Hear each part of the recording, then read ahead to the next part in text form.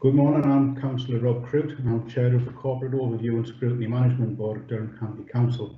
Welcome to this remote meeting taking place on Thursday the 11th of February 2021, which is being recorded live to the Council's website and will be available to view for a minimum of 6 months. Please be aware that any footage from the meeting can be used in subsequent media broadcasts. I'd like to give a warm welcome to members, officers and any members of the public or media who are watching this live feed of the meeting.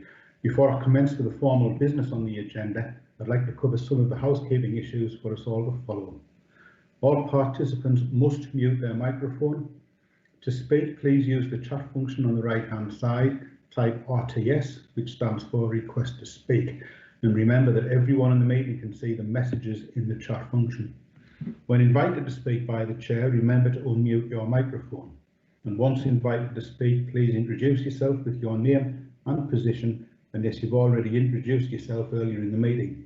If you're having issues with connectivity, try switching off your video and use just the telephone function. If connectivity issues continue, you may have to leave the meeting and rejoin later to get a better signal. If the chair's connection is lost, my Vice Chair, Councillor Alison Beattie, will take over until my connection is restored. As you'll know, this is a single item agenda and Jeff Garfoot, the Head of Corporate Finance and Commercial Services, will be presenting the report. If he has any connectivity problems, Beverly White, the Finance Manager from the Strategic Finance section, will step in. That takes us to the agenda. At item 1, we have apologies for absence. Have we received any apologies, Jackie? We haven't received any apologies today, Chair. Thank you. Right, thank you. Does that mean at item 2 we have no substitute members? That's right, no substitutes today. Thank you. Thank you. Item 3, we have declarations of interest. Do any members have any interest they wish to declare?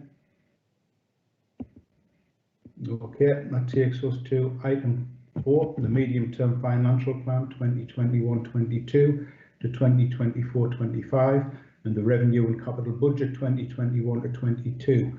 I'm going to pass over soon to Jeff Garfoot, who's going to take us through the report this morning, but I'm going to pass over first to Jenny, who wants to say a few words. Jenny? Thank you, Chair. I'm Jenny Howarth. I'm Head of Strategy for the Council and Scrutiny Officer.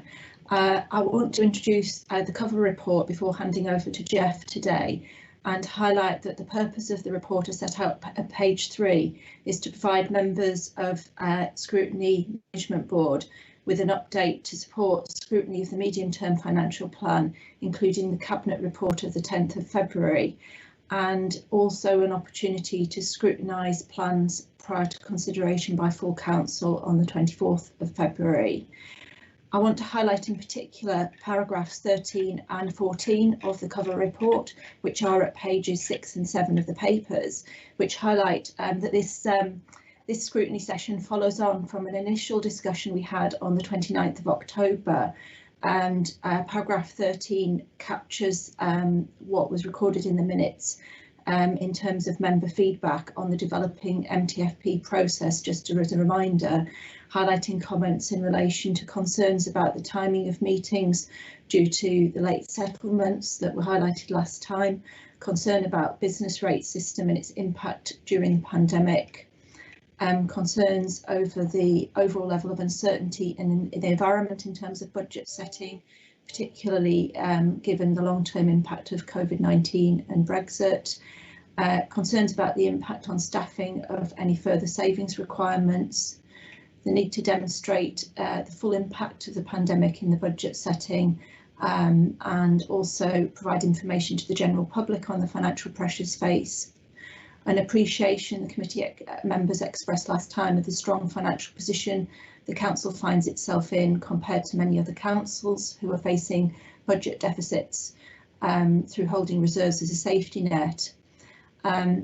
The need for a balanced report highlighting positive aspects and investing in services as well as challenges, and also the need to utilise reserves before putting additional pressure on the taxpayer, but also reflecting the need to follow the advice of SIPFA in maintaining a measured and prudential approach, and recognising limited scope for efficiencies in areas such as adults and children's services, statutory service provision. Paragraph 14 then highlights that Cabinet have reflected upon the views of Management Board expressed in October, and feedback we've had that the budget seeks to protect frontline services, minimises the impact upon staffing numbers, and utilisation of budget support reserve to invest in services. So, Chair, with that introduction, I'd like to hand over to Jeff in terms of going through the main report that's attached from Cabinet on the 10th of February. Thanks for that, Jenny. Okay, morning, Chair, and morning to everybody who's on the call, all of the scrutiny members.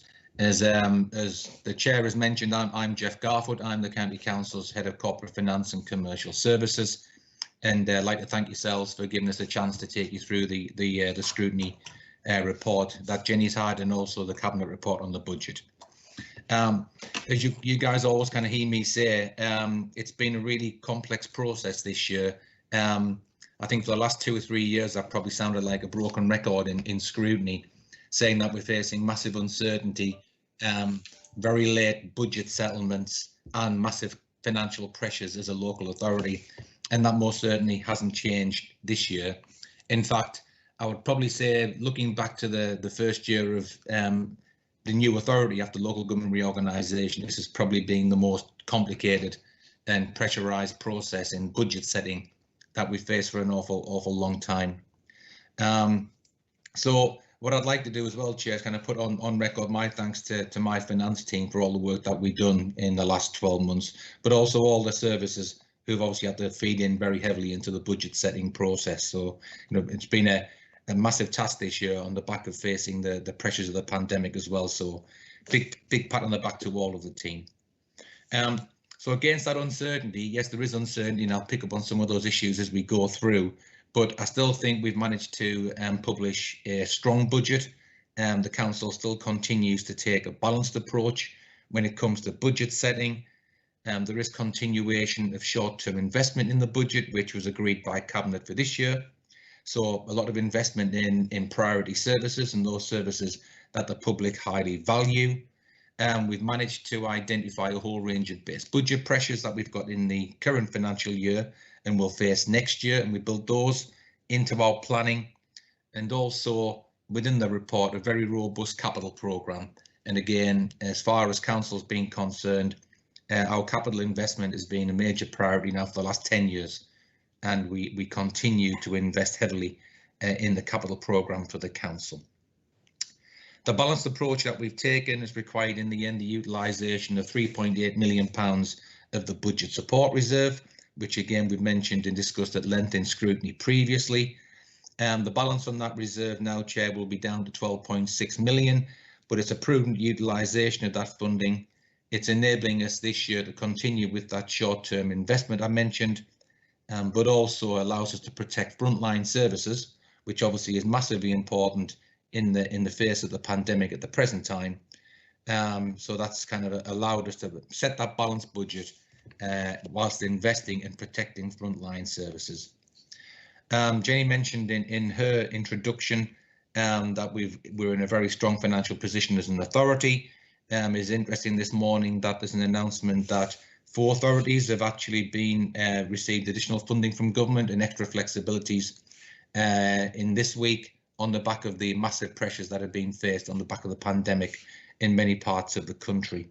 So again, it is good that as an authority, we're not having to go cap in hand to the government asking for extra funding and can manage within the balance sheet that we already have. You'll be pleased to know, Chair, I'm not going to go through this whole report. We'd be here all morning if we wanted to do that. I'll be concentrating upon the executive summary and picking up a small number of the key points from the body of the report, thus enabling scrutiny members plenty of time to ask any questions that they may have. So taking colleagues into the body of the report, and in the exec summary between paragraphs 2 and 8, we do stress again the uncertainty that we're facing right now. And it's not just local government, it's not just our authority, it's all local authorities, but also many of the areas of the public sector across the patch, so areas such as fire, police, are facing the same uncertainties that we are. Members will have heard me say for a long time we're expecting a long-term comprehensive spending review. We were expecting one 2 years ago, but we had a rush general election. This year we're expecting one, but we've had the pandemic. So no long-term comprehensive spending review, which obviously means no long-term financial settlement for the council. We are expecting a comprehensive spending review in the autumn. It'll only be a medium-term one now, because that would only take us up to the end of this Parliament, which will be 3 years. But even a 3-year settlement for the council would be much better than a 1-year rolling settlement. So hopefully that will occur in the autumn of this year. The fair funding review, which again, Chair, we've discussed at length in scrutiny, is being delayed for the 3rd time. This is now will not be brought in until 22-23, and the move to 75% business rate retention is also delayed until 22-23 at the earliest. And personally, I'll be amazed if we now move to 75% business rate retention. I think the last 12 months has highlighted that business rates probably as a taxation methodology is failing now, and also isn't really the best way of funding local authority core services. So business rate retention income obviously reducing at the present time because of the pandemic, at the same time as pressures upon local government are massively increasing. Running around all of that, obviously the government's got a massive financial issue in year and going forward, as evidenced in the Red Book published by the Chancellor in the autumn. Anywhere between 300 and 400 billion shortfall this year for the government, possible shortfall of £100 billion still into 24-25. The government is going to have to close that gap. So obviously, as far as we're concerned, that raises the fear again as far as local authorities are concerned of a period of austerity. And on the other side, the government having to look at taxation increases. Final thing around the uncertainty, which is often lost at the present time, Chair, is the impact upon Brexit upon the national finances and what that might mean also. So the government obviously is facing some significant financial issues which could have an impact upon the local authority and local government. MHCLG, our government department, our unprotected government department, unlike education, health, defence, where there's those organisations and those bodies, they've already got a long-term financial settlement. So health have a long-term financial settlement, as does defence, but not local government. So if the government is trying to find funding reductions within the government arena, then those unprotected government departments could be significantly at risk.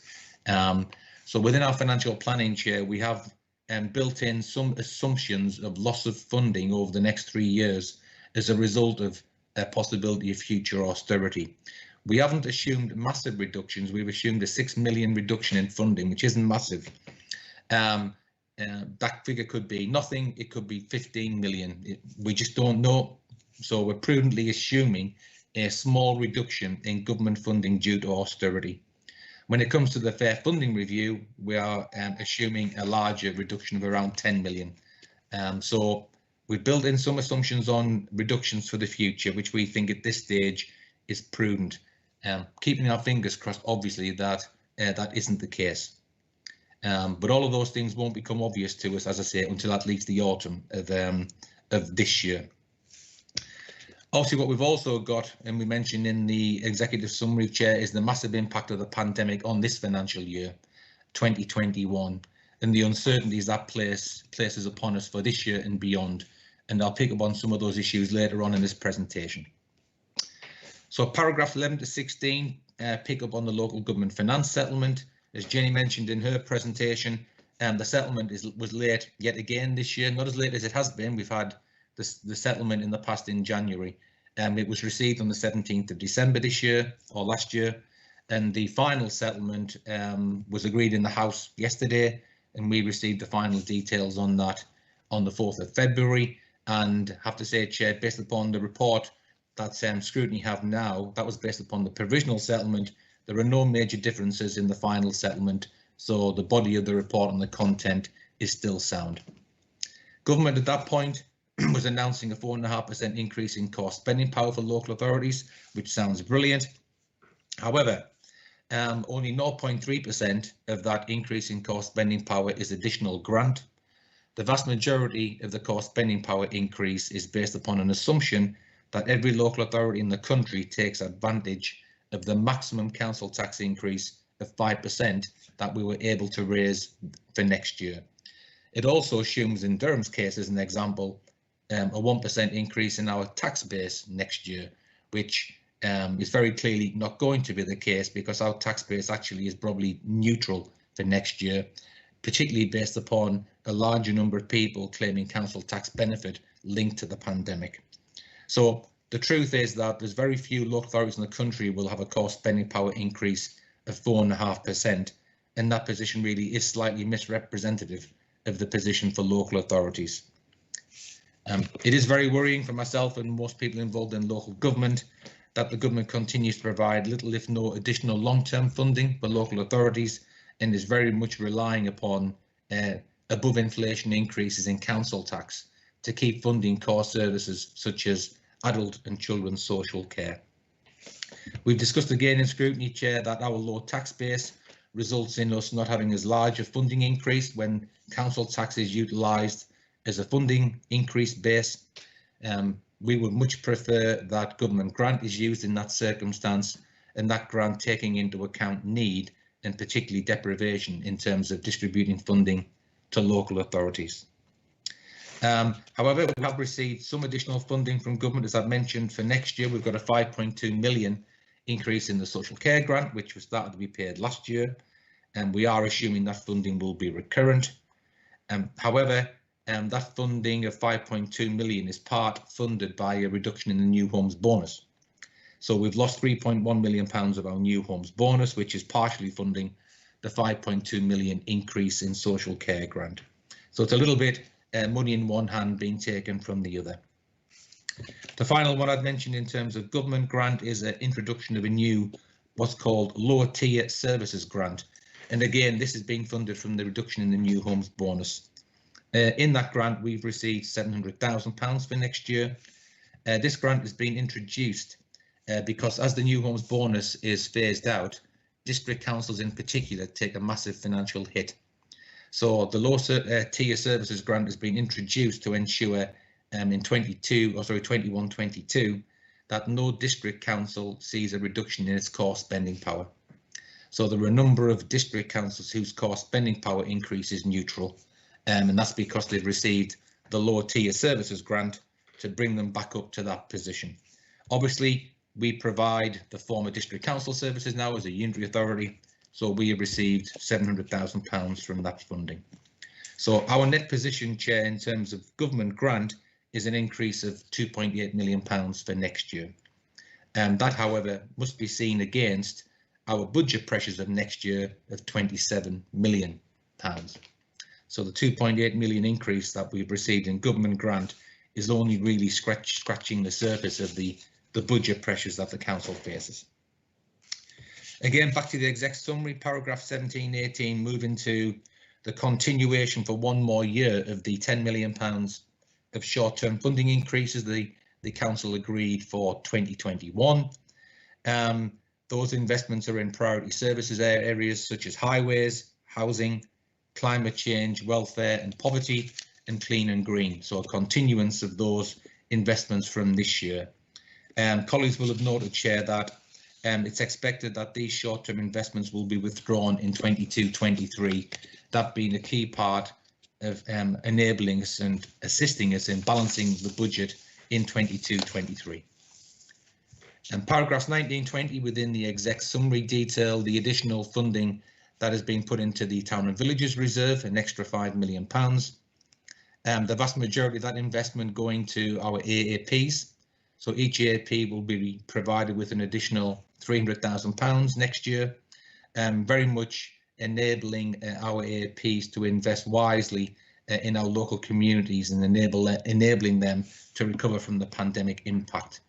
And the budget report details the flexibilities provided with that funding and the criteria for the investment of that funding, although that is covered in much more detail in the Town and Villages report, which was at Cabinet yesterday, Chair. Paragraphs 21-39 provide a load more detail on the finance settlement itself, some of which I've already touched upon.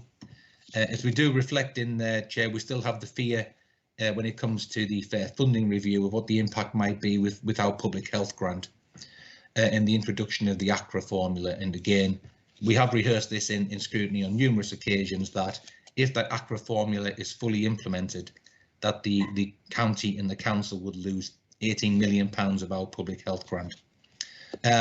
Obviously, our hope and aspiration at this time is that the impact of the pandemic, which continues to highlight the health inequalities across the country, will hopefully lead to a review of that process and try to lead to a situation where our council and our county doesn't lose anywhere near, if any, of that £18 million of public health grant.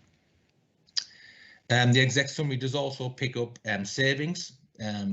As scrutiny would expect, we are still constantly striving to identify savings that could be extra income, efficiencies, one-off areas where we can reduce our spend, but areas that don't impact upon frontline service delivery. It's felt vital, obviously, at this time of recovering from the pandemic and in the heat of the pandemic, that we protect our frontline services at this important time. So there are £7 million of savings in the MTFP, which we are putting forward, Chair, and £5.3 million of those are actually in 21-2, with some additional savings in 22-23. And we're confident that none of those savings are going to impact upon frontline service delivery. Again, as we've discussed in the past, this is becoming harder and harder to do. It's not a magic trick, Chair, trying to protect frontline services. We do have a £36 million forecast shortfall in our MTFP across the next 3 years beyond 21-22. As I mentioned at the start, we are assuming that we face reductions in government funding across that time frame. But the major reason for our shortfall is not receiving additions in government grant, but facing significant budget pressure still, particularly when it comes to the national living wage, adult social care and children's social care, and which obviously are priority services for the council.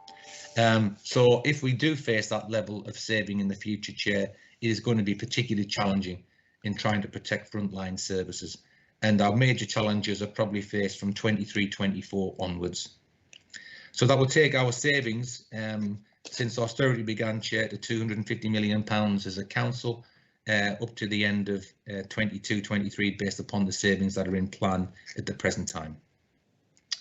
Paragraphs 40-41 of the exec summary pick on the capital programme, and I'll touch upon a couple of issues in there before I finish the presentation. One of the final things in the exec summary, Chair, is our approach to council tax. As I mentioned, we were able next year to increase council tax by 5%. That was our maximum. The government referendum level was 2% still for council tax, but the government introduced again an adult social care precept of 3%. However, there was flexibility about the utilisation of the adult social care precept, where that 3% uplift could be phased between 21-2 and 22-3. Again, against the background of recovery from the pandemic and the impact upon the public within Durham County, the council has decided not to fully utilise the flexibility on that precept in 21-2. I have to say, Chair, we're probably one of a small number of authorities in the North East and in the country who aren't going for a 5% council tax increase. The vast majority of authorities are pushing up to that 5% next year. The decision that ourselves as a council are making is to utilise the referendum level of 1.99% and 1% of the adult social care precept for next year. So that would be a 2.99% council tax increase for 21-22. Our MTFP model, however, Chair, does assume at this point that we will utilise the other 2% of the adult social care precept in 22-23.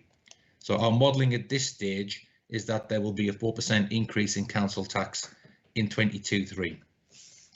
The important thing to stress at that point, Chair, is that it's just modelling. That isn't a political decision. It's not an agreement. It is just something we've put in at this stage for modelling purposes. Final one I want to pick up, Chair, out of the exec summary is the additional £7 million of local council tax support grant we've received for next year.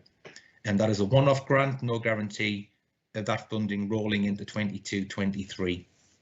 Again, there are recommendations in the report, Chair, that we utilise that funding to continue with our council tax hardship scheme for next year, which we've had in place for this year, and that allows a maximum £300 discount on council tax for those people who are receiving partial council tax benefit support. So again, a massive support out there for people struggling financially. We're also, from that £7 million funding, another £100,000 for each of our AAPs to enable investment to continue in local welfare assistance schemes, again allowing our AAPs to invest wisely and with a local focus to enable and allow our communities to recover from the impact of the pandemic. So in total, I would like to think, Chair, that our council tax benefit scheme, which again, as Scrutiny knows, one of the most robust in the country, the additional council tax hardship relief that we're providing for those people who receive partial council tax benefit, and the 3% council tax increase, as I say, which will be much lower than the national average, is hopefully again showing the council is trying to protect council taxpayers in these very difficult times. And finally, Chair, I'd just like to pick up some of the detail from within the report. Again, Scrutiny will be pleased to know I'm not going to go through every single page in loads of detail. One of the first things I would pick up is the one issue which Scrutiny hear me try to stress to yourselves on a regular basis, which is our comparative cost spending power position compared with other local authorities. In the body of the report, at paragraph 73, there is a table on cost spending power. Scrutiny will have seen this table on many occasions.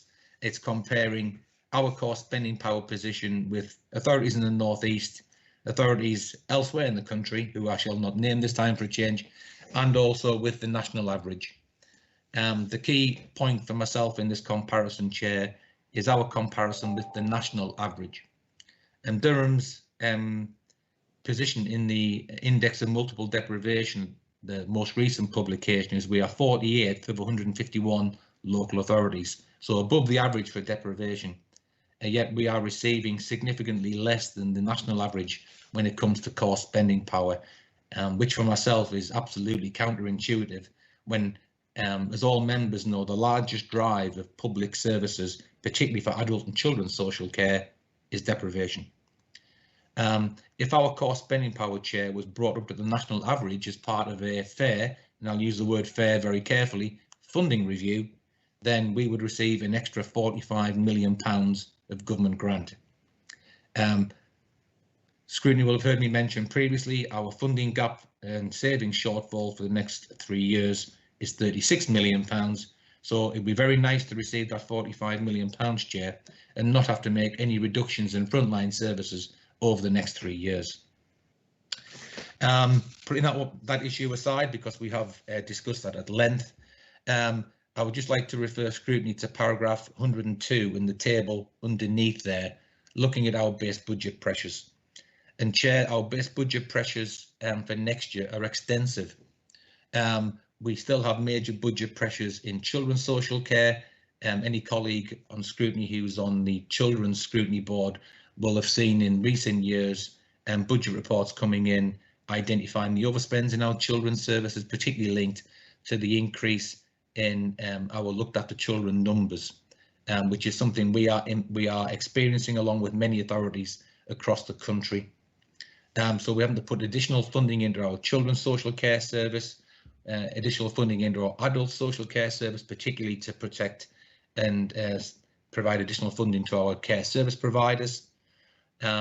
We've got budget pressures from inflation, we've got budget pressures from pay increases, the national living wage, but also starting to experience a number of budget pressures across many of our services who have been financially stretched now to a point where there's not an awful lot of fat left in the authority, and it doesn't take much for services to start struggling financially. As I mentioned previously, the budget pressures we're funding next year upwards of £27 million. As an example, Chair, if we had to increase council tax just to cover that £27 million, we'd need an 11% increase in council tax. and that is the position that many local authorities are facing right now. If we don't receive additional government funding and all we can rely upon is council tax increases and business rate increases in the face of a possible recession, we're in a very, very difficult situation as local government. The final issue I'd mention on pressures, Chair, is pressures from the pandemic. Obviously, we've had enormous pressures this year. It's very difficult to be totally clear what the cost pressures and lost income will be for next year. I think all of us hope that those pressures are going to be small, Chair, but we can't say that for sure. The report does reference that the government has provided us with additional support for next year already linked to the pandemic. We've received or will receive £15.6 million, which is additional funding to cover costs we face linked to the pandemic next year. The government also has what's called an income guarantee scheme, which is linked to helping us to recover some of our lost income, particularly from areas such as leisure centres, theatres, car parks, issues such as that. That isn't 100% funded. We have to take some of the pain from that, but that is going to be in place for the first 3 months of the year, so April to June. So there's nothing built into this budget, Chair, linked to us putting extra money into our budget linked to impacts from the pandemic in 21-22. We are going to rely upon that 15.6 million in the income guarantee scheme to cover those costs.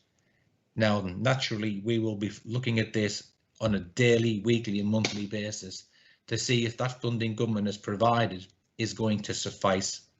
If it's not, I'm sure ourselves, the whole of the North East and the whole of local government will be lobbying government very hard for additional funding in year. So this will be a key issue for us when we're reporting our forecast of outturn, Chair, during 21-22 to see if that funding government has provided is sufficient. And what we'll have to watch, of course, as we go through this year is if some of these budget pressures become endemic and actually we never recover in some of these areas, or costs are always going to be higher or income is going to be lower. If that is the case, Chair, then we will have to build those issues into our MTFP for 22-23. So again, that's another layer of the pressure that the council could face in terms of budget setting for the future. So at the present time, nothing built in budget, government funding provided, keeping our fingers crossed that that funding provided will be sufficient, but so much will depend how fast we can recover from the pandemic, and who knows, Chair, if we end up in additional lockdowns in the future, we just can't say for sure. Final couple of things I'll pick up from the body of the report. From paragraph 109, we do detail the general principles for the investment of the additional funding for our AAPs from the town and villages allocation and the criteria. All I would say on that, Chair, is that that is mirroring the information that is in the Cabinet report that was presented yesterday on the town and villages. Final part of my presentation, Chair, is around the capital programme. From paragraph 174 onwards, we detail the additional funding and schemes that we're putting into the capital programme for the MTFP that we're presently going through. Scrutiny will be aware that when we're setting our capital programme, we're normally setting a capital investment programme for 2 years hence. So we're always trying to kind of agree a capital programme for 2 years time to ensure that the planning that can go into place for major capital schemes can run smoothly. From paragraph 174, as I mentioned, we have £88 million of new schemes going into the programme, and those are mainly for 22-23. And that's going to bring up our capital programme for 2021 and beyond in total to around £484 million, Chair. So almost £500 million capital programme.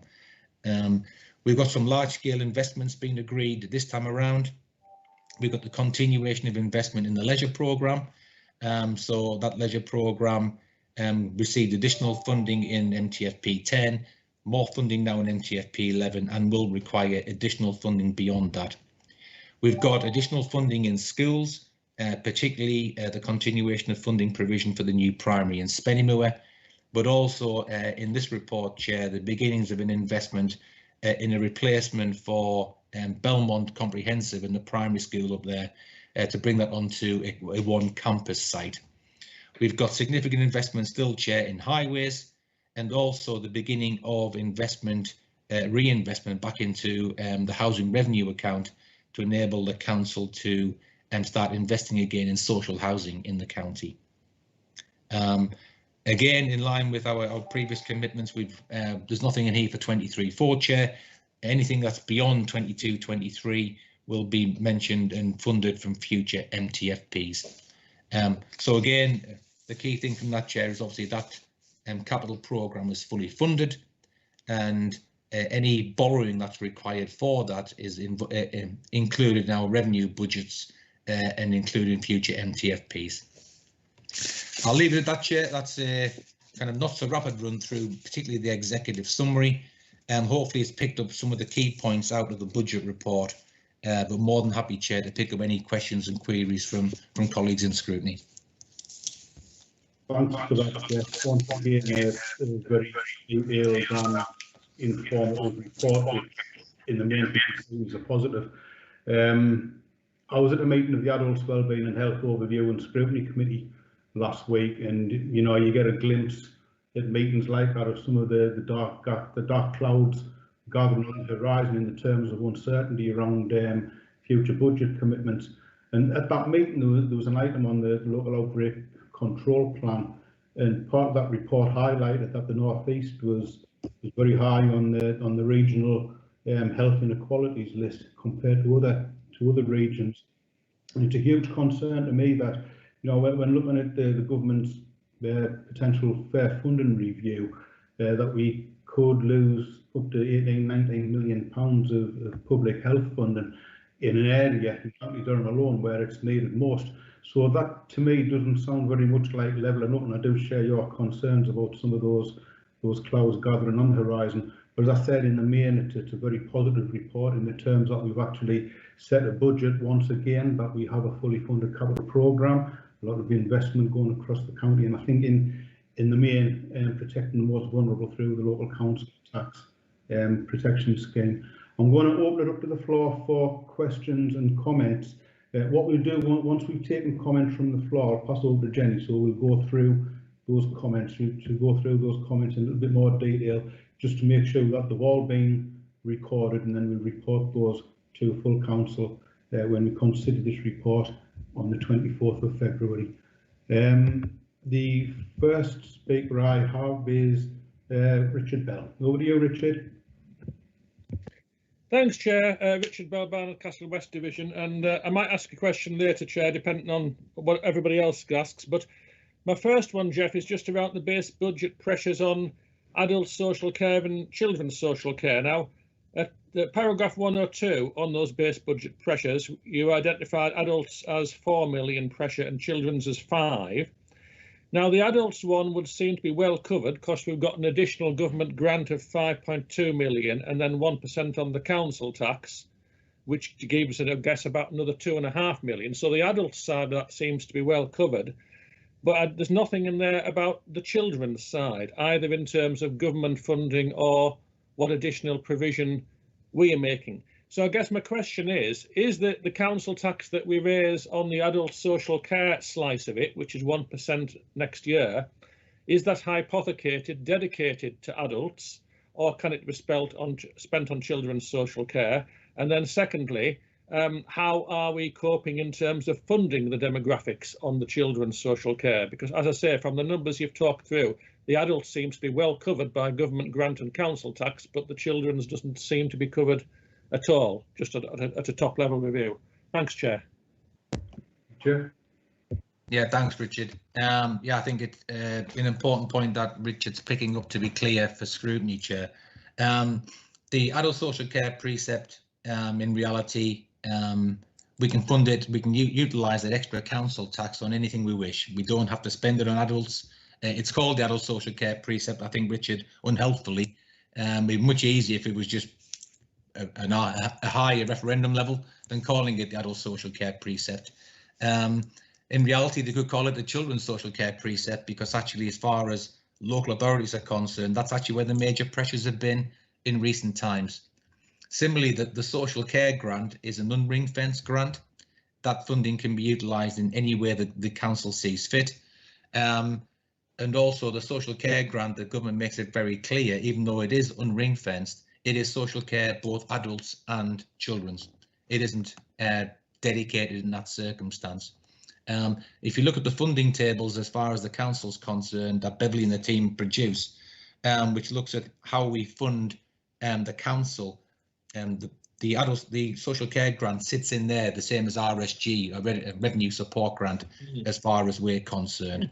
So we don't dedicate that, Richard, to fund particular services. It funds all of our pressures. So in reality, the adult social care precept and the social care grant are funding highways, bin collection and everything else, as well as adults and children's.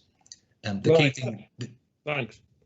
That's helpful. I was just getting the impression that we had silos, budget silos, where one was going to be full and one was going to be empty, and we can't move it around. But obviously we can, so that's helpful. Thanks. Sorry, Amanda Hopgood. Yeah, thanks, Chair. Councillor Amanda Hopgood from Framogate Moor and Newton Hall.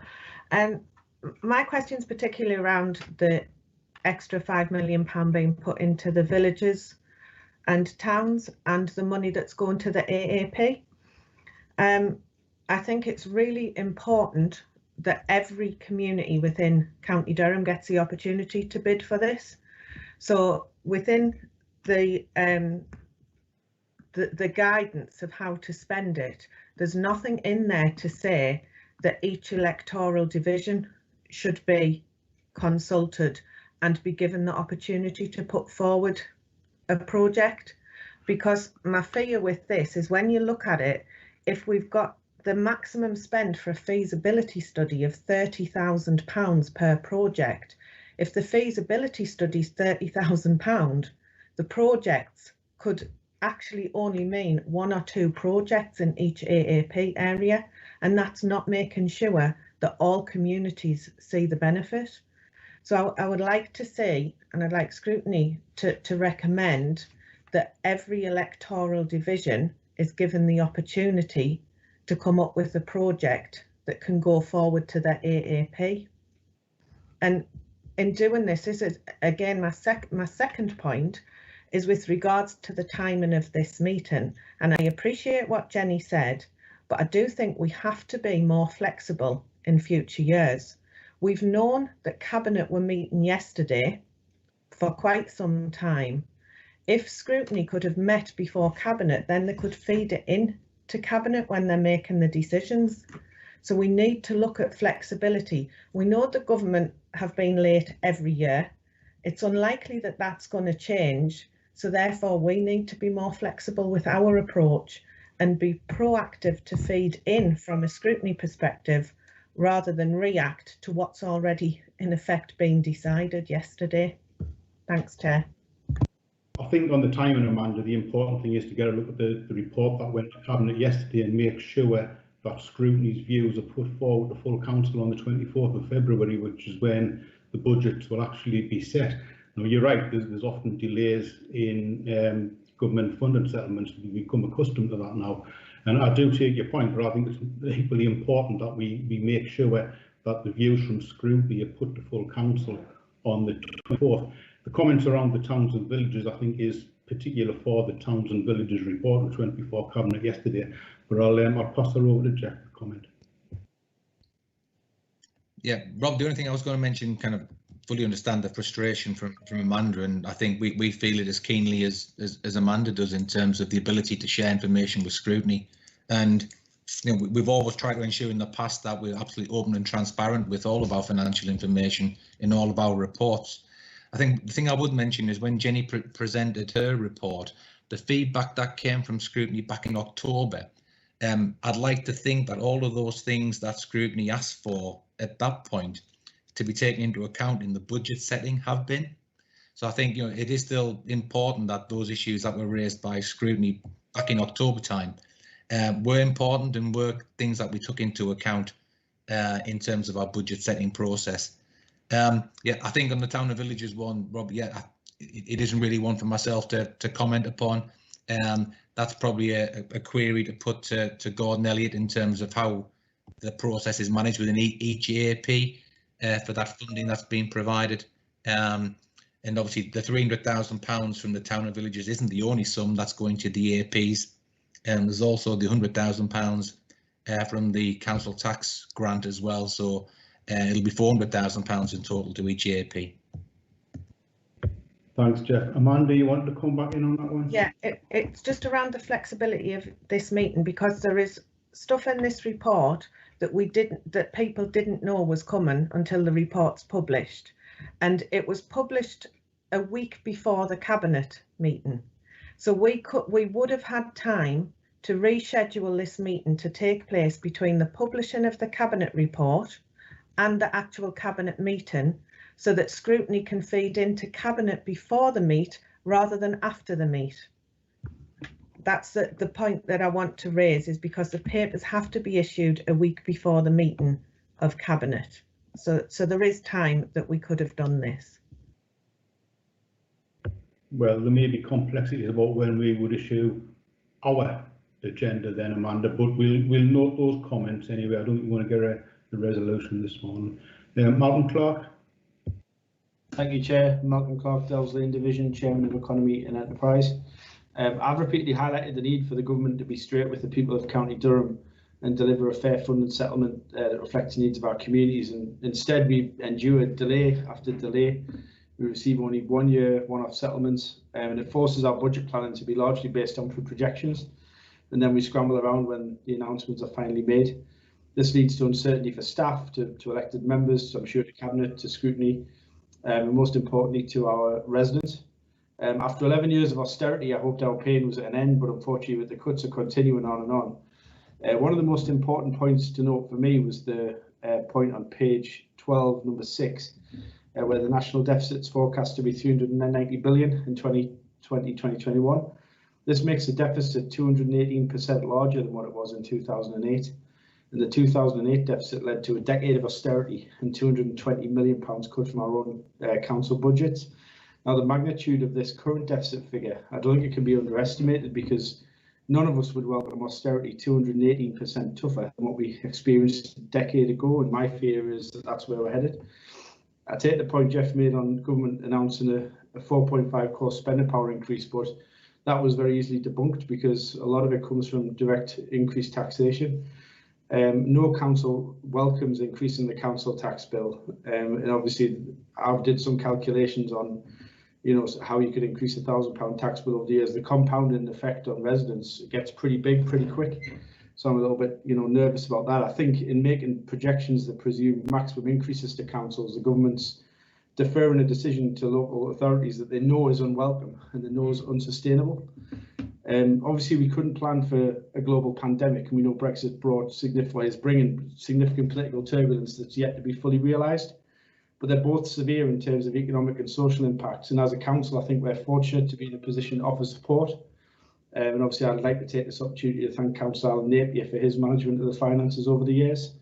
In terms of today's recommendations, Chair, I was very pleased to note ongoing investments in highways. I think it's a testament to our resilience and creative financial planning that we're able to invest 20 million in it.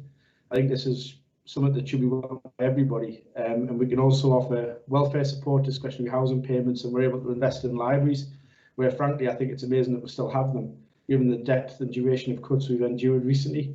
I fully support the recommendations in the report. It mitigates again our reducing budgets.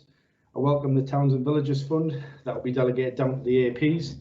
I do welcome the one-off funding streams offered by government, but again press the point that it's not it doesn't offer us stability in terms of longer-term financial planning. Just to conclude, Chair, when dealing with the challenges we face, we must also continue to say to government, to our local Conservative MPs, enough is enough. We need to fund us fairly, recognise the impact that ongoing cuts will have on education, looked after children, local services, and on the jobs our local people rely on. Government need to deliver fair funding for councils, especially here at Durham County Council, before it's too late. And the very last point, Chair, and apologies for going on. The report we've received and the comments made by local MPs in Parliament recently indicate to me that unfortunately local councils don't appear to be a priority for this government. Thanks for those comments, Malcolm. Some very valid points you put forward there. Certainly when you consider that the last round of austerity was predicated on something like £170 billion deficit through the global the global currency problems, and now we're looking at a deficit much higher. So we'll have to keep our fingers crossed that the government does commit to levelling up, and that the poorest don't have to bear the heaviest burden this time around. Jeff, did you want to comment on that? Yeah, thanks, Chair. It's just to pick up an important point as Malcolm's referring to around the previous bout of austerity. Colleagues will probably remember back in 2010, the government at the time had a policy of resolving austerity, or that massive £170 million, as Malcolm referenced, the deficit, 170 billion. 80% of it was funded by cuts in public sector and 20% taxation. We're going to be in a similar situation this time around, but unfortunately for the country and all of us, it's going to weigh more heavily on taxation. I guess the interesting thing is going to be where the percentages end up lying in that regard. It'll be interesting to see what the Chancellor does in the budget in March, Chair, and also the announcements possibly later in the autumn. But I can't see any circumstance where there's no tightening of unprotected government departments. And that is the worrying issue for us. As we've reflected, Chair, we've built in some assumptions in our planning of a reduction in government funding. In the past, we've normally been close when it comes to guessing what the funding reductions might be. I think what we normally did was we based on what we thought it would be and doubled it. And normally it was the doubling that was pretty close to how much we actually faced. So it does worry me, as it worries Malcolm, in terms of what may happen in the next 2 or 3 years. The key issue is, though, Chair, I just need to know. Kind of once we know what it is, we can face that challenge face on. The difficult part is the not knowing. So keeping fingers crossed for all of us that we do get that long-term settlement. Fingers crossed even tighter that it's not as bad as we think it may be. Right, thanks, Jeff. We're going to go to David Boyes next, but before we do, Amanda, I've got your request to speak again. I'll bring you back in turn when the members have had a chance to speak. Chair, I already have, thank you. It was your letters in before. Okay, I thought it was a repeat request. Thanks, Amanda. David Boyes. Yeah, thanks, Chair. And thanks for this report, Jeff. I think I've been on the authorities nearly 12 years now. And every year you come up with a balanced budget. We'll be able to protect the most vulnerable with hardship relief. And it's a fully costed capital programme. And I think it's testament to this authority, all of the members of this authority, as well as the officers and the cabinet, that we're able to still keep our head above water in these absolutely challenging times. Jeff mentioned about some of the pressures we're going to have. I'm just so pleased we didn't go down the Eric Pickles route of 10 years ago of spending all the reserves, because would have been a basket case like Northampton was, where we had to go into special measures. So it is testament to the way this authority has come up year after year with a prudent budget, that we're able to still sort of operate, to be perfectly honest. So I'd like to put on record my thanks for that. Just my point, and it's a point that I've raised a few times, and you mentioned it in your report, Jeff, and this is the possible losing of the public health money. You know, I'm seriously concerned in my particular area where we're looking at safer, stronger communities. A lot of good work's done about getting people through successful drug and alcohol completions. All of that could be wasted. We could have possible implications for health, but also for crime and stuff like that. Have we done a bit of stress testing with regards to, if we do lose that money, that some of the programs that's already in the the schemes that's in the program are going to be protected, and we can find some way of going forward with this? Thanks very much, Chair, and thanks again, Jeff. Jeff. Yeah, thanks for those words, David. Much appreciated. Yeah, the public health one is a worry. Bizarrely, I'm less worried now than I probably was in the past, and the key reason being, number one, public health grant was going to come into business rate retention as part of the extension to the 75% figure. I'll be stunned if that happens now. So I think the public health grant will not get lost in business rate retention, as was the original intention. I think the public health grant will retain its identity. The good news with that one, David, is if the government does apply the ACRA formula, they can't hide what's happening with it within the business rate retention change. It will be absolutely transparent that areas such as Durham and other deprived areas would be losing massive amounts of funding. So on one hand, I think the fact it's not going into business rate retention gives me a little bit of chink of light that actually there's less of a chance of this happening, or if it does happen, to the extent of us losing 18-19 million pounds. One thing I should have mentioned, Chair, in my presentation, which will interest David, at this point, we don't know what our public health grant is for next year. It hasn't been agreed yet, so we don't know what it is. We received an increase in the public health grant this year, which obviously our team are investing wisely.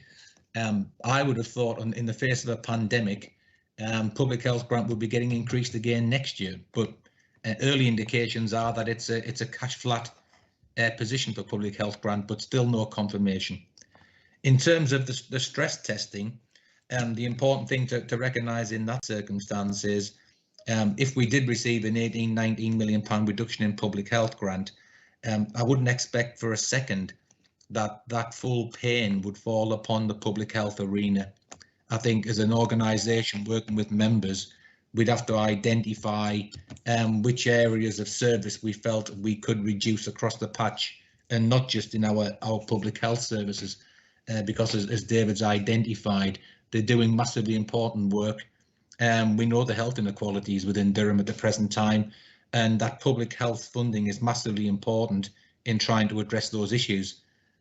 So yeah, I wouldn't expect us to apply that funding reductions totally into public health. It to be looked at across the patch for all of our services. Fraser Tinsley. Thanks a lot, Chair. Fraser Tinsley, Wellington and Hunwick Division.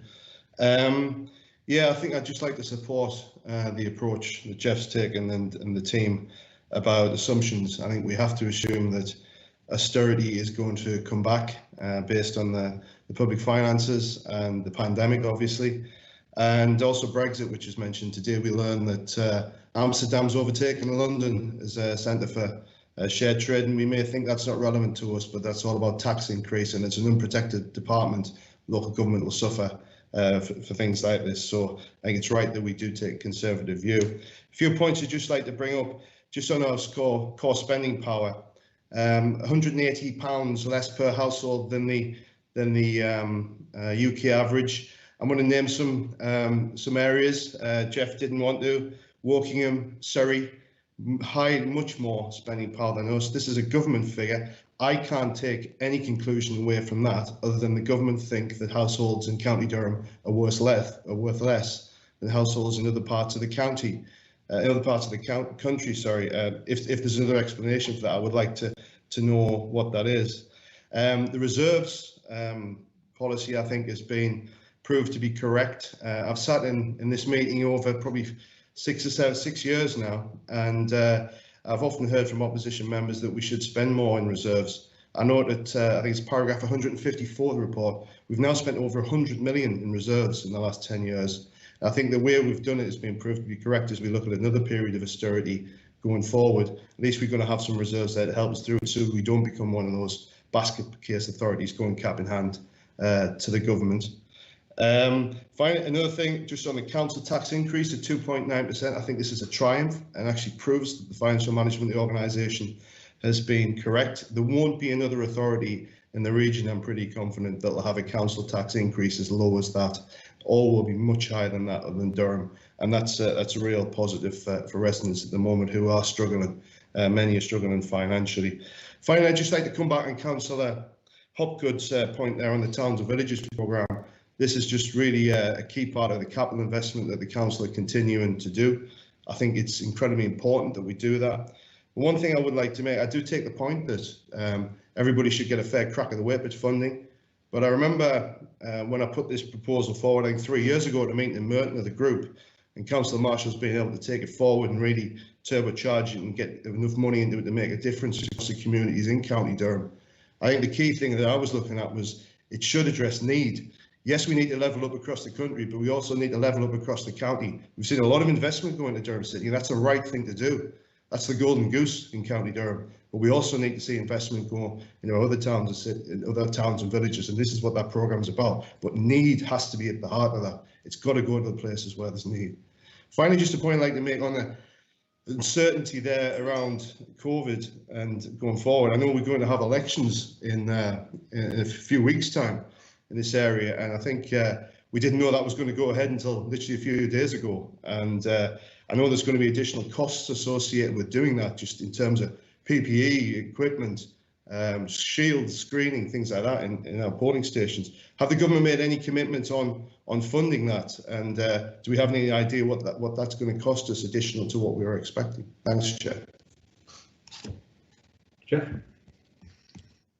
Yeah, thanks, Fraser, and yeah, valid point there in the core spending power.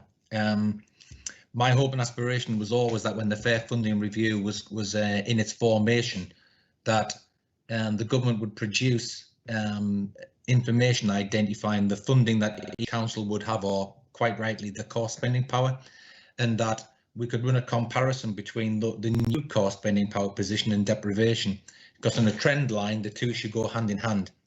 And at the present time, if you look at that trend line, they don't go hand in hand.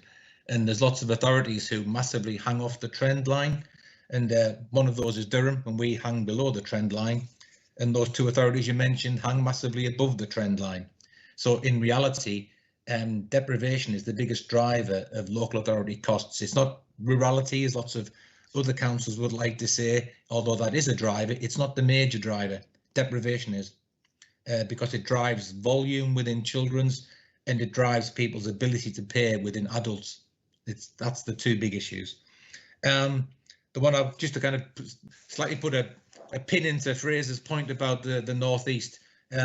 Our colleagues in Hartlepool took their report through their council, I think last week, or cabinet, seeking a 5% council tax increase, and it got voted down for a 0% increase.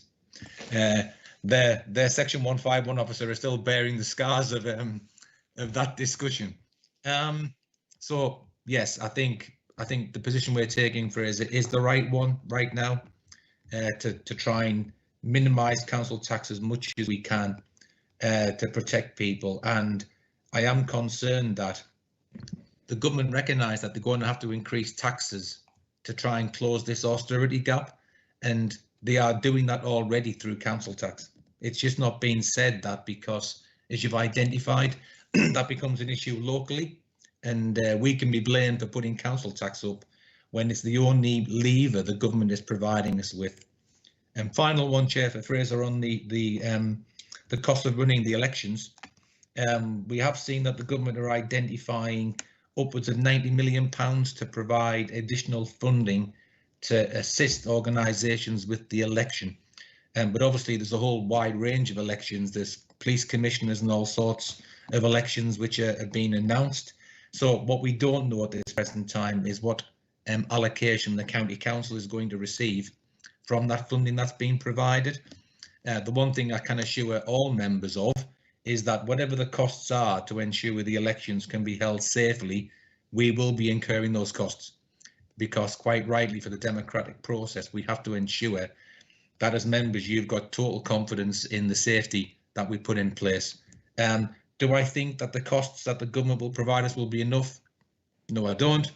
Back to the point that Fraser raised, that I'll probably be using some of those reserves again, Fraser, to ensure that the safety of our public and yourselves as members is paramount in our planning for the election. Thanks, Chair. Craig Martin. Thank you very much. Craig Martin, County Councillor for North Lodge in Chelsea Street. Two things I want to raise, a question and a comment. Jeff, you discussed in your report that all of our departments are under ever-increasing pressure. Now, the £5 million that we've raised for the additional funding into towns and villages reserves, I'm understood that money is coming out of the cash limit reserves that each department area hold, i.e. the money that budgets have to help them to smooth out cuts, to deal with sort of like internal problems in terms of delivering their services. by putting this additional £5 million into towns and villages, are we unintentionally causing individual departments additional pressures, Jeff? Can you guarantee that the departments, us moving this £5 million out of them, are we making sure that they're able to function even though they're under immense amount of pressure? And secondly, Chair, just to Councillor Tinsley, I completely agree with what he says. The money in this county needs to go to the places where it is needed, where there is the most poverty, etc.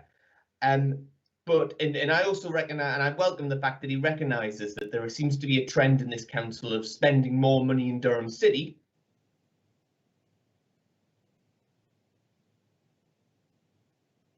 I think we briefly lost connection with Craig. We'll give it a couple of seconds, see if we can get him back.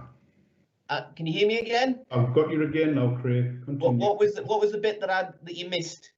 Durham City. You got as far as Durham City, and then you broke down.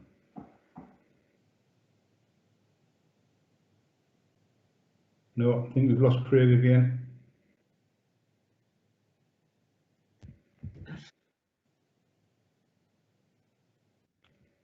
Can you hear Craig?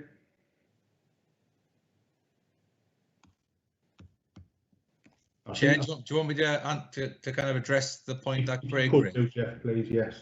Yeah. I'm sure Craig will get a chance, hopefully, Chair, to come back in and make that point that he was trying to make. Yeah, as Councillor Martin quite reasonably raised in terms of reserves, it goes back to the points that Councillor Tinsley mentioned previously. We're constantly advised and discussing in scrutiny the need to ensure that the reserves that we're holding are being held for the correct reason. And we do have a wide range of earmarked reserves in the council, and we regularly review those, Chair. That's what you'd expect us to do. So if we find that money which was held for a specific purpose is no longer required, then the right thing would be to move that funding around. So we've done a thorough review again this year of all of our earmarked reserves, and that does pick up on the cash limit reserves, as Craig mentioned, which the services hold. And as a council, when we've referred and reviewed cash limit reserves in the past, we have a very clear policy, Chair, which is we don't reduce cash limit reserves beyond allowing a service to hold 4% of its normal budget as a cash limit reserve, except for resources where the poor cousins, Chair, we're allowed to keep 2%. So what we do is we look at the reserves that the services hold and never bring down their cash limit reserve beyond those 2%, 4% barriers. So it's always leaving the services with some wriggle room so they don't have those issues that Craig was quite reasonably pointing out to say, are you running their reserves down where they start to have problems? So when we've done the reserves review, Chair, we've actually moved £10 million around, not just 5. And in terms of cash limit reserve, we've top slice funding from adults and from resources cash limit. From no other service have we taken cash limit reserve. We've taken top sliced a wide range of reserves to create £10 million in total. A chunk of that is going to go to replenish the ERVR reserve. And again, members will be fully aware we've expended over £50 million from the ERVR reserve in the last 10 years, and it's running down, so we need to replenish that. We're also putting money into a reserve to enable Lumiere to be fully funded. Fingers crossed for Lumiere. But the main one that we have done, Chair, as Craig referred to, is put the extra £5 million into the town and village reserve. And again, it was felt that was massively important to enable that investment to be invested locally to assist our communities to recover from the pandemic. So again, that reserve strength that we've built up is enabling us to focus funding, we think, into the priority areas for the council. Thanks, Jeff. I think that clarifies the point.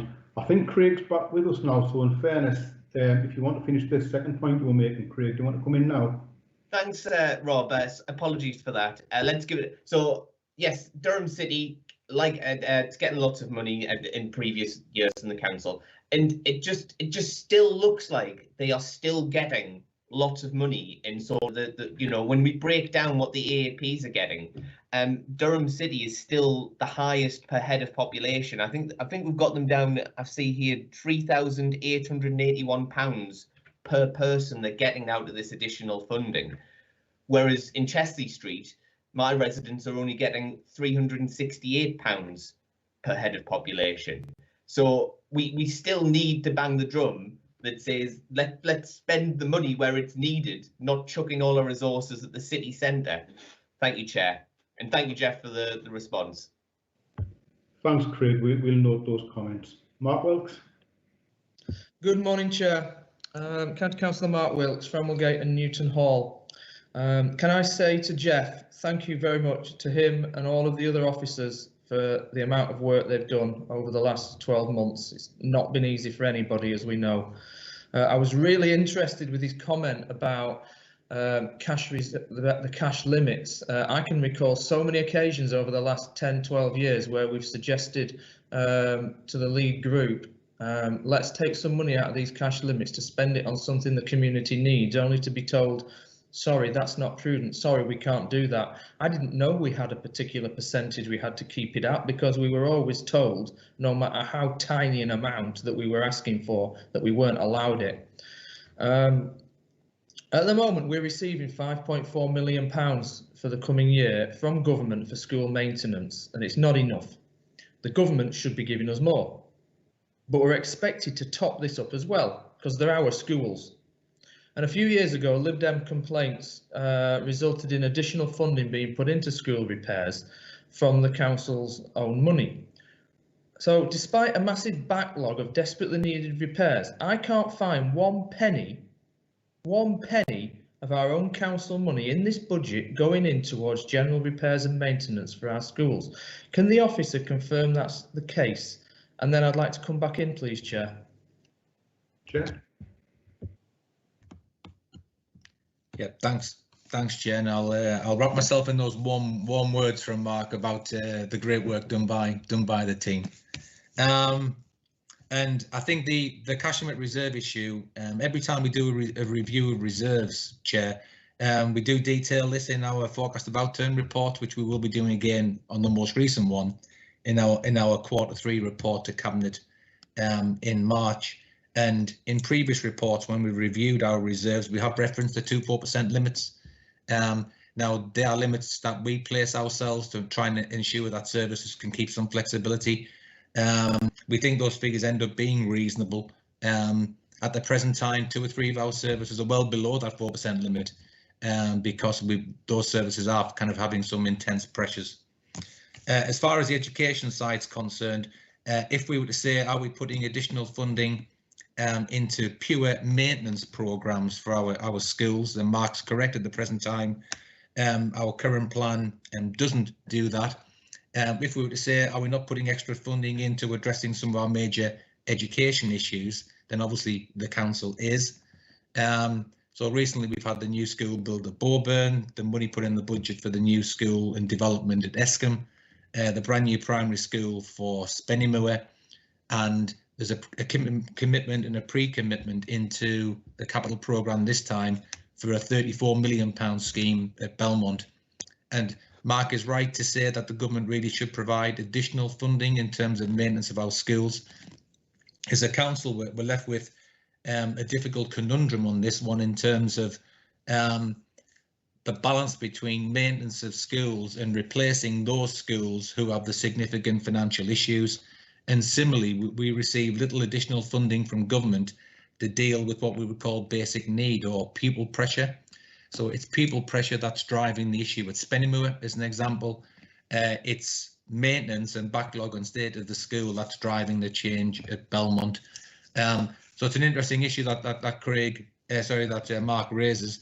You know, could we have made a decision not to build a new school at Belmont and put all that money into maintenance of schools? Those are the difficult choices, Chair, which we face in terms of determining what the proper and right priorities are. But Mark's right, in the perfect world, we receive additional funding from government for maintaining our schools. Thanks, Jeff. Do you want to come back, Mark? Yeah, I do. Yeah, and I don't see it as an either or in terms of replacing a school or then helping the dozens of schools out there that are in desperate need of roof repairs or whatever other things might need doing. And I accept that we might, over the course of several years, replace a school. We did, you know, the Bowburn work's been going on, but that doesn't help the dozens of schools that are still in serious state of disrepair and need work doing. And our teachers, our pupils, they've been facing immense pressures over the last year. And our response is to not put a penny into all those schools. We've got tens and tens of millions of pounds of backlog of repairs and maintenance. And the amount that each school actually gets through the government funding is pitiful, quite frankly. But for us to put zero amount in to top it up, I mean, we're capable of putting £2.5 million in to help with repairing highways, but we won't put one penny in to help our schools. I don't understand why, once again, we're not doing anything to help all of those schools out there that have got a backlog of repairs. And I don't know how I can support a budget at the moment without some additional funding in it. How can I look parents in their eye in our county when we're spending £50 million on a headquarters and £5 million knocking down another one, but won't give a pound towards tens and tens of millions of pounds of repairs needed in schools? And I don't know what I'm supposed to say to teachers the same thing when we've got the ability to borrow prudentially, according to this budget package, more money. SIPFA says that we could borrow more money prudentially. We've got millions of pounds in a general reserve, millions of pounds in a budget support reserve, but we won't put 1 pence into our schools. My view here is that what we should actually be saying as scrutiny is to Cabinet, you've clearly not got the political will to put any money in because you haven't put any money in. We want you to change the budget to put some extra funding in to our schools. And I think we should be urging that as part of this report. And I would say that Councillor Hopgood's comments about the timing of these meetings is absolutely critical. The moment that Cabinet has published its budget, nothing changes. There's only been one change in 12 years that I can recall, and that was a motion on empty homes. And that was only because it was impossible to say that it wasn't something we should do at the time. So as scrutiny, are we simply sitting here commenting on this report, or do we have a legitimate means of feeding back to Cabinet for them to then make some changes? Because I will predict that there won't be any changes to this budget unless there's changes come directly from government about our funding. Just one final completely separate comment, Chair. Jeff commented about taking money out of the adult care cash limit. So I don't know what the actual figure that he said, the millions of pounds that we've taken out of that budget, but I don't quite follow how we, on the one hand, we can take millions of pounds out of the adult and social care budget to spend on other things, and then in the same breath say that we have to increase the council tax and the element of it for social care because we need it. I can understand the difference between you've got money there and it's only a one-off sum, but how can we justify to government increasing our council and to the public increasing our council tax for adult social care if we're taking a huge amount of money out of that department to spend outside of that department? I'd just like clarity on that, please, Chair. But the most important thing for me, the real important thing for me, is if we're not going to put 1 pence into school repair and maintenance, why? And we really should be asking this as scrutiny. Thanks, Mark. We'll make sure those comments are noted, but I'll pass over to Jeff to respond directly to the question that you raised. Jeff? Yeah, I will pick up one other thing on the schools issue, Chair. Just to be clear, when Mark is reasonably saying we're not putting an extra penny in, we are investing every penny of the funding the government is giving us. So it's not as if there's no money going in. The point that Mark is trying to make is that the council isn't enhancing the repairs in terms of what the government gives us. So there will still be millions of pounds going into school maintenance, but that is all being funded by the specific government grant. So just to make sure with scrutiny don't think that we're not investing anything in terms of school maintenance. Yeah, on the adult cash limit issue, the key thing to point out there, and I think Mark was reflecting this, is the top slicing of the adult social care cash limit is a reserve. So we're simply moving reserves from one place to another place for investment. So that is, as Mark reflected, a one-off issue, it's a reserve issue. We often discuss in scrutiny, reserves aren't budget. Budget is king and is very, very different to using one-off sums that are held in reserves. The increase in our precept is enabling funding to be provided to fund our day-to-day ongoing recurrent expenses. And as we've often discussed, if we don't increase the council tax, it's lost forever. So there's a very big difference between budget and reserves. So the reserves are there being used as a one-off. In this circumstance, we're choosing to use a reserve to not hold as a backstop for adult services, because they've still got a reserve, I think, Mark, of around 7 million, even once we've top sliced £2 million from it.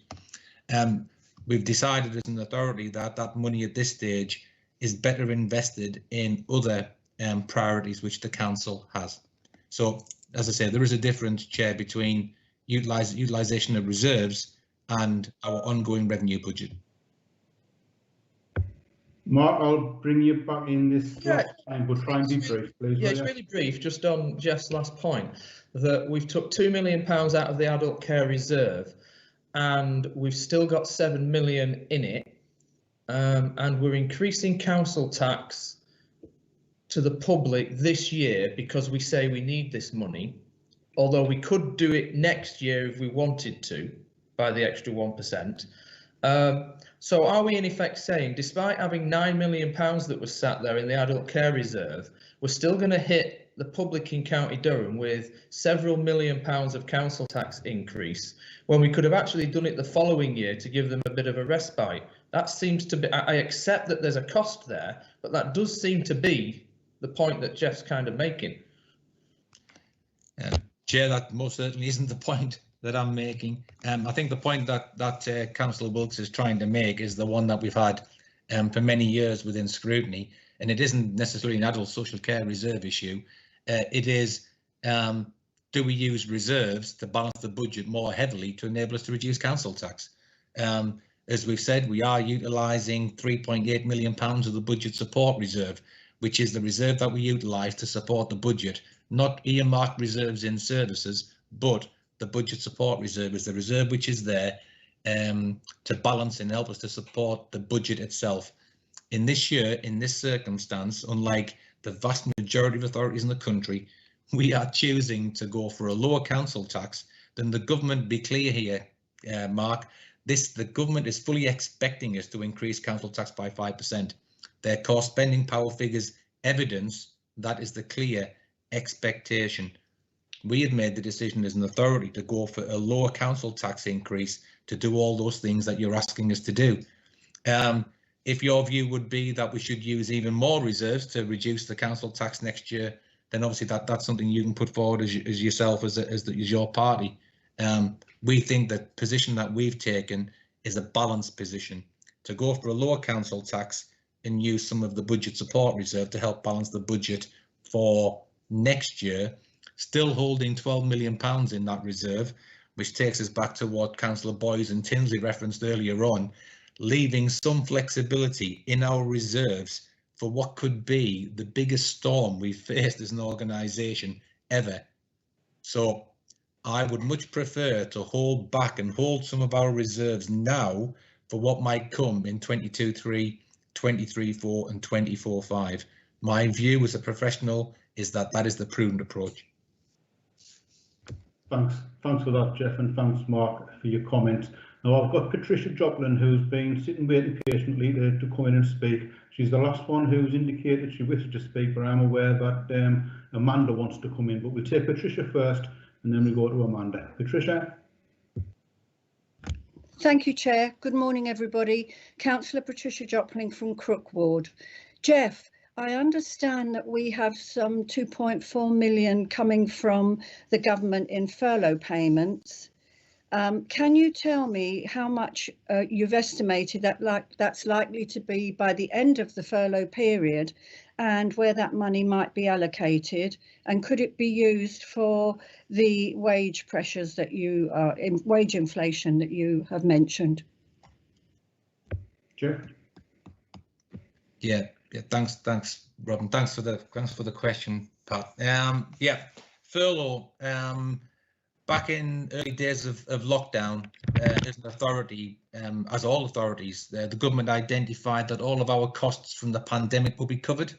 So on the basis of that being the guarantee we were given at that point, we didn't furlough any of our staff because we thought all of the costs that the council would face would be covered. As time went on, it became clear that when the government said that they would cover all of our costs, they weren't meaning they would cover all of our income losses. And our income losses are around £35 million this year.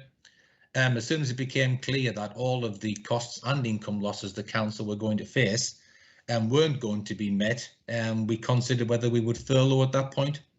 So after discussing this with our trade unions and kind of getting an agreement on that, we started a furlough, and at different times of the year, we've had different amounts of staff furloughed dependent upon lockdown periods and how that's worked for us. So as you identified, our furlough recovery is going to be probably about £3 million, we think, in the end in this financial year. No idea what's going to happen next financial year at the moment. I think we're expecting government announcements in the coming weeks about a possible continuance of furlough. And obviously one of the big ones for us is when we can safely reopen our services. In terms of the income that we're getting back from the government, in year, we think we've got something around a £10 to £20 million shortfall between the funding the government's giving us and the actual cost and loss of income that we've got. It's been complicated because one of our losses in year is around council tax and business rates, and the council's got a very complex scheme in place about how we're going to be reimbursed for that. It's actually in the body of the budget report, Pat, but please don't ask me to explain it. It's really complicated. Anybody who can understand that, I think Beverly's probably the only person on the call who understands that. But the furlough income that we're getting in year is really offsetting that big shortfall that we've got. So the reason we've got the shortfall is that the funding the government's give us for costs doesn't cover all of our costs. And the income guarantee scheme the government's introduced, we have to pay for the first 5% of any loss, and after that we only get 75% of it back. So on something like leisure, where we've lost about £7 or £8 million by having our leisure centres closed, and we don't recover all that income. So the shortfall we have linked to the pandemic in year is much larger than the money we're getting back from the furlough. So all that income in reality is just helping to cover that shortfall in 2021 and won't be supporting us in terms of budget for 21-22. And as I've mentioned at the start, we've got the funding from the government next year of £15.6 million linked to pandemic pressure, and the income guarantee scheme continues for 3 months. The furlough may continue, we don't know yet. But it is my major fear for us organisationally next year that the funding that is in place may not be sufficient to cover the pressures that we face. But it's absolutely impossible at this point to accurately identify what the pressures may be because we have no idea how the lockdown relaxation is going to work. Thank you. Thanks, Jeff. Right, I'm going to bring Amanda back in and then we're going to close this down. Over to you, Amanda. Thanks, Chair. I just want to come back on what Councillor Tinsley said about every community has need. And that was exactly my point. Every community does have need. And the Towns and Villages programme is grossly unfair in the way that it is allocated everything that is a strategic county provision to Durham City. So if the council really did listen to the communities, we wouldn't be spending £50 million on the headquarters on the Sands because the community of Durham City residents didn't want it there. But now you're trying to say that the Sands headquarters, the Akeley Heads development, the North Road bus station, the County Durham History Centre are all there for the sole benefit of the residents of Durham City, and therefore the spend per head is so much more than it is anywhere else. Those are just 4 examples of what are being spent that benefit the whole of the county, according to the council itself. And it is important to remember that when it does come to Durham City, and I am being parochial, that there are a lot more villages and towns represented in Durham City AAP than just the city centre. So I think it is disingenuous that the report states that each resident is getting that amount per resident compared to other areas, because some of these big strategic things are just, it's the geography, it's not the benefit to the individual residents of that community. Point of order, Chair. Can I just raise a point of order? Yes. It was actually Councillor Martin who raised about the spending per head. And I believe Councillor Martin's from your own party, man, isn't it? So it wasn't Councillor Tilsley who brought up like spending per person. It was Councillor Martin. Councillor Tinsley brought up about each community having their own need. Councillor Martin did say that as well, and I would say the same argument. We are able to agree on things, but also have a different viewpoint with regards to our own communities. Well, regardless of who raised the subject, Jeff, I don't know if you have any comments on that. I mean, there will be further opportunity for scrutiny to comment on the towns and villages investment plan as it comes to scrutiny, but because they're mentioned in the MDFP report, those comments can be recorded for report to full council. Jeff, do you have anything to say on Amanda's points? I most certainly don't, Rob. I think the points that Amanda's referring to are figures that are in the Town and Villages Cabinet report from yesterday. So yeah, they aren't referenced in my budget report. So unfortunately, weren't figures produced by me, those ones. I understand discussions are going to develop with portfolio holder Amanda. So you know, with the question that was raised at the full the cabinet yesterday. Right, I have nobody else indicating that they wish to speak. So as I said right at the top of the meeting, I'm going to pass over to Jenny now, who's going to run through the comments that were raised by members, and we put those together in a package to take the full council on the 24th of February. Jenny. Thank you, Chair. I've got the following comments noted following the discussion. Firstly, concern when looking at the fair funding review that we could lose significant public health funding. That's a point I think the committee has made numerous times, but it's been made again today. And particularly there was mention of the potential impact in concern about the impact on drug and alcohol services from the chair of SAFER committee linked into that comment. Secondly,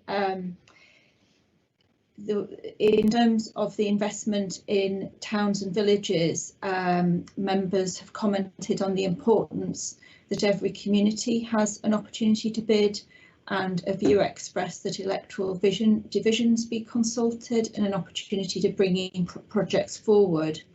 But also other members have recognised that feel that investment needs to be focused on need, and reference chair of future scrutiny work through economy and enterprise to look at the detail in around that scheme, which I understand is already in the work programme. Thirdly, there were comments understanding the delays in government announcements, but still concern of the timing of the scrutiny meeting and the ability for scrutiny to feed in and influence the budget setting. Fourthly, highlighting in relation to the short-term and late nature of settlements being a significant challenge for funding services, and concern in particular about the forward context that's set out in the report in terms of the national funding deficit that we can see emerging, potential for further austerity as a result, the need to lobby government further on funding, and particularly focused in on the core spending power position as a key aspect of that lobbying. I've also captured comments made by committee members welcoming investment plans, including those in libraries and towns and villages, but concern again about that lack of long-term certainty in funding. There were comments in relation to supporting the medium-term financial planning assumptions, but having to assume austerity will come back, especially given the impact of Brexit is yet to be fully seen, and also reflections on the ongoing pressure coming from the pandemic and the funding of that pressure. The seventh area I've captured is comments on the importance of maintaining a healthy financial position and reserves, but some discussion about where the balance lies in terms of use of reserves versus council tax rise. The eighth area, comments in relation to planning for elections and concern from members of the committee about the safety imperative around that and whether the extra costs to being COVID secure would be fully funded by government. Then I've captured also comments specifically about school maintenance funding and the comments that the government level of funding is felt to be not enough, and that the government should be providing more funding, but also asking whether additional funding could be provided locally. And then finally, several members have put on record thanks to officers who've worked on the budget setting and the medium-term financial plan. Thanks to members of the authority and Cabinet for their work and contributions, and particularly there was thanks mentioned to Councillor Napier for his management of finance over the years, Chair. I hope that captures in summary form that everything that has been raised today. Thanks for summarising those points, Jenny. Before we move on, I've got Richard Bell wants to raise a point. Richard? Thanks, Chair. Yeah, I don't know if Jenny captured, I may have missed it, my question about the adult social care council tax and where it goes, etc. I just think that in among those comments, we've got to remember that as a scrutiny committee, we are meant to be scrutinising the workings of the council. And while it's fair enough for members to have opinions about what the government should be doing, this, that and the other, and what might happen in the future years, this, that and the other, I think for the reputation of the scrutiny committee and to be seen to be doing its job properly, that the comments about the internal workings of the council, so all Mark's comments about cash limits, etc., should be in there as having been discussed, because our job is fundamentally to scrutinise the budget and the workings of the council, not to second guess what might happen with the government in 2 years' time. Thanks, Chair. I'm sure the comments will reflect that, Richard. So thanks everyone for making your feelings known this morning, for raising your comments and your queries. All that remains for me is to commend officers for the work on this report, carried out often under very challenging conditions, defined by a decade of austerity behind us and the potential of persistent delays ahead in the government's comprehensive spending review and its fair funding review. Despite all the challenges, we once again presented with a balanced budget, and that includes significant investment which has been enabled by keen foresight, effective planning and the prudent management of resources and reserves. So I hope Jeff and Jenny will convey the thanks of board members to their respective teams for their continuing hard work and application. So once again, thanks everyone for your comments and for your queries. Thanks to the officers for preparing the reports and delivering the reports. The last item on the agenda is any other business. I haven't been notified of any, so that brings this morning's meeting to a close. Thanks everyone, and we'll see you all again soon. Thanks, Chair. Thank you, Chair.